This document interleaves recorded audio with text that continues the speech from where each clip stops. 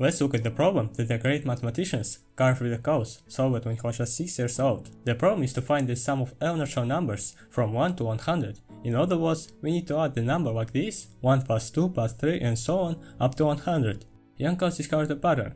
If you sum the natural numbers not in order, but in pairs, adding the first term to the last term, the second term to the second to last term, and so on, the sum of these pairs will always equal the same number, 101. I will mark out these pairs of numbers with yellow lines. Gauss realized that each pair contains 2 numbers, and since we have a total of 100 numbers, there will obviously be only 50 such pairs. In the end, each pair sums to 101, and with 50 pairs, we multiply these numbers together to get the answer to this problem, 5050. But this is just a special case. In general, the answer for the sum of all natural numbers up to some number b will equal b plus 1, that is the sum of the pairs of numbers, multiplied by b divided by 2, which is the number of these pairs. Instead of gigantic expression on the left side of the equation, we can write it more concisely using the summation sign sigma. Don't be afraid, this sign merely denotes the sum. Here n equals to 1 indicates the starting number, and the b indicates when to stop, so n runs through all the natural numbers up to b. Here is a simple example of using sigma. Let's consider the following remarkable example of finding the sum of odd numbers. That is, we want to find the value of the expression 1 plus 3 plus 5 and so on up to 2n minus 1. From now on, we will write such expression using the summation sign. To understand what this sum equals, let's create a table where the first column contains the addition of odd numbers and the second column contains the sum of these odd numbers. Pause and try to find the pattern and determine what the sum of the following odd numbers will be. If you answered 36, which is 6 squared, congratulations, you answered correctly. Following this pattern, one can conjecture that the sum of the form 2n minus 1 will equal b squared. For those who want to understand why this works, the following geometric visualization will help you figure it out. We have decided to pose a couple of problems regarding the sum of the first n terms. So what can be common among these types of problems? Can you derive something in general among all these problems, so that each subsequent problem can be solved systematically and more easily? I won't keep you in suspense. The answer is almost yes. To understand what could be common among these problems, we will turn to calculus. But don't worry, we won't delve too deeply into it. If you have studied calculus, you know what a derivative is. If not, let me remind you that it's the ratio of the change in the function to the change in this argument, as the change in the argument approaches 0, as seen in the graph. But what if the change in the argument approaches some positive value h? This area of mathematics is called finite differences. There is also a branch of this area where h is taken to be 1. Let's take a closer look at this case. Firstly, if we replace h with 1, the expression itself does not change, so we are left with only the increment of the function. Secondly, we will study cases when x takes integer values, so let's denote x as n. As a result, we have an expression called the discrete derivative, but how will it help us finding the sums of sequences? To understand this, let's start by creating a table where the first row contains the value of the function f of n, and the second row contains the difference between the nth element and the n plus 1th element. For example, let's take f of n equals n squared and fill the first row with the values of this function. Then, substituting the function n squared into the second row gives us the discrete derivative of n squared, which will consist of the following values. The significance of these values is that they are formed precisely by finding the differences between adjacent elements in the first row. But why have we constructed this? The answer is that if we go through the table in such a way that instead of finding the differences between the elements of the first row, we go in the opposite direction and sum them.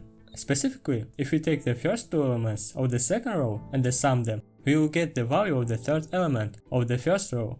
Then the sum of the first 3 elements equal the fourth element of the first row. This algorithm can be continued for any desired large value.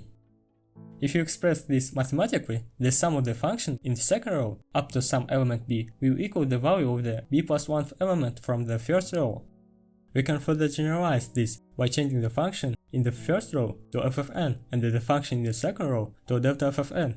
You should also not forget about constant, because if you can derive the discrete derivative from the original function, we can obtain a function that might differ from the original function by only a constant.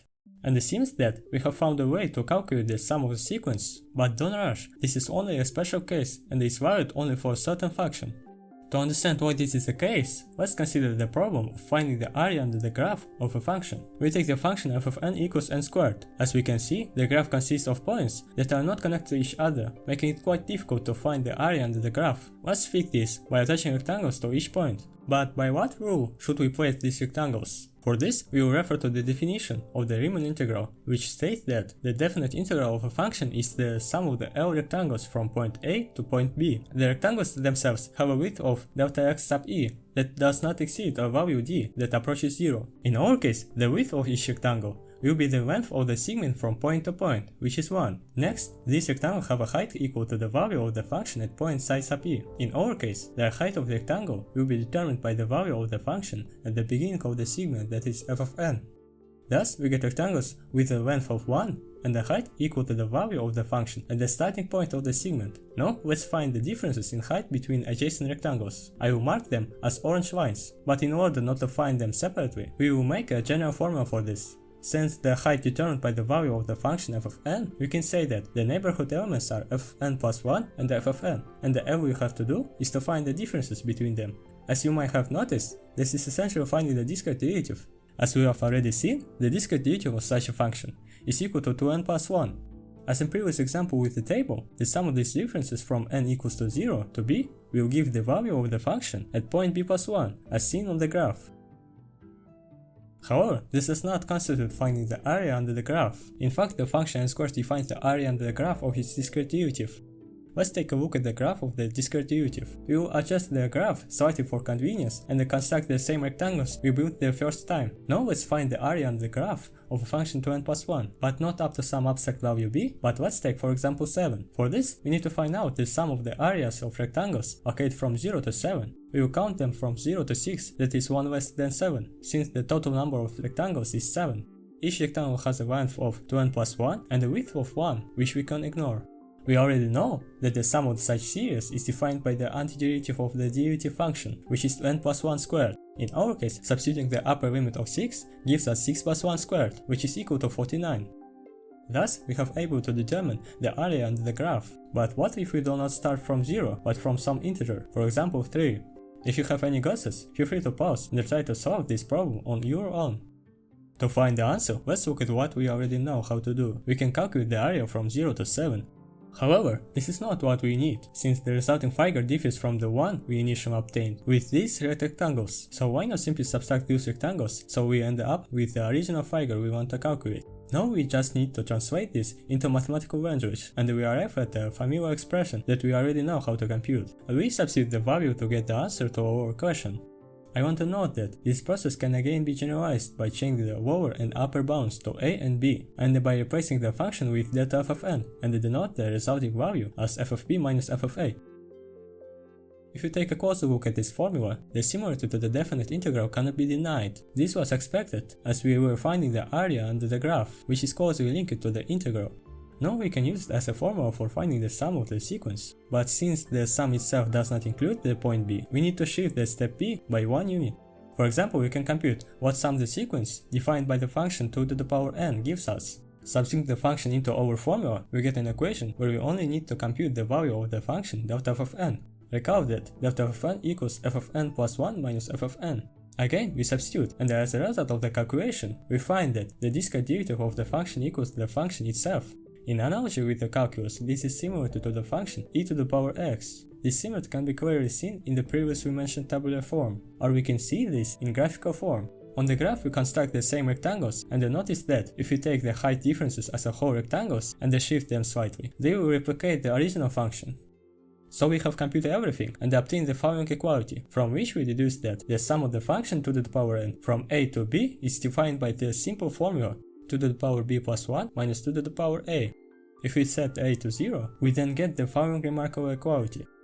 Now let's try to determine what sum the sequence defined by the function n squared gives us. Skipping the calculation process and looking directly at the result, we realize that a new term has appeared that we overlooked when calculating the first time. This is not surprising, as we were then computing the formula for a equals to 0, and in this case, the new term becomes 0 and can be disregarded. Now let's compare it to the formula we found earlier. Although these two formulas assert the same thing, there are differences between them, and calculating the second one seems easier.